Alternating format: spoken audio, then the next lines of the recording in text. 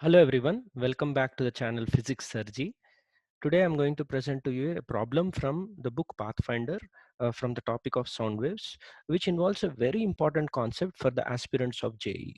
Okay, so without much further ado, let me move forward and present to you the formal wording of the question. As you could see on the screen, on a windless day, rays of sound waves emanating from an isotropic point source placed on ground are shown in the figure. So this is the left side figure that he's talking about, where the rays of sound he's using to depict the motion of the particles, right? So not motion of particles, so the motion of the energy of sound. If a horizontal wind starts blowing towards left, okay, so let me underline very important things here. Mm, so he's talking about wind blowing towards left, and the diagram depicts the sound rays. Okay, so with a constant and uniform velocity, which of the following will best represent the pattern of sound rays? Okay, so if you want to give it a try, you just need to pause the video here and give it a try for 1 or 2 minutes, and then we'll follow with the solution of the problem. Okay, so here's the solution. The most important words here is the rays of sound. So what is meant by the rays of sound that you need to understand? So rays are mathematical constructs. So let me write that word. They are mathematical constructs.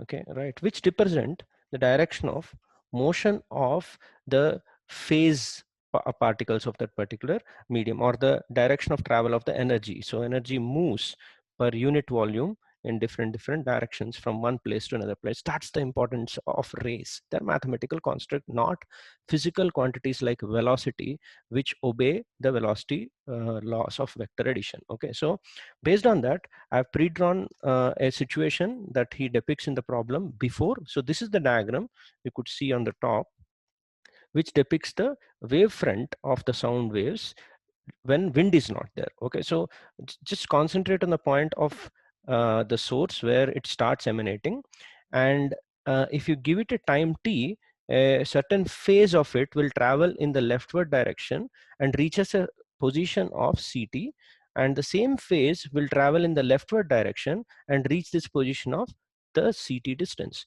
And similarly, all the equal phase points without any wind would have traveled to a hemispherical points in space, and the joining of this or locus of all these points forms a surface, and this green one is called the wavefront.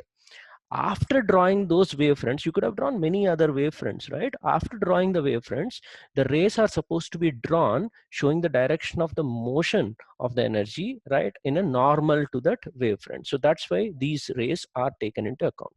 One of the biggest mistakes in solving this problem under wind, or misconceptions, is you just take this wind velocity vector and add it vectorially to these rays, and whatever is the resultant I end up getting would be the consideration for the final rays. That is a big mistake, because it's important to understand, as I said in the previous slide, that the rays are just mathematical constructs depicting the normals drawn to the wavefronts. Okay, so they do not follow the vector laws of addition. Instead, using this wavefront logic, you have to depict the diagram when the wind is blowing. So this I have tried to draw, not to scale, but I think you will appreciate the idea of these wavefronts when the wind is blowing towards left.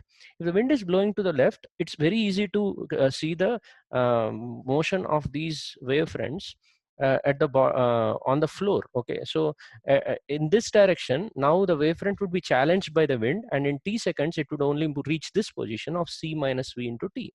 Whereas in this leftward direction, the wind will aid the motion of these wavefronts, and they will reach this particular point called c plus v into t. Okay, so that's why you could say that c plus v wavefronts are all points of the same phase, right? So this point which is on the right, okay, so let me label that as point 1, and this point which is on the left, 2, and many other points on the top would be of the same phase.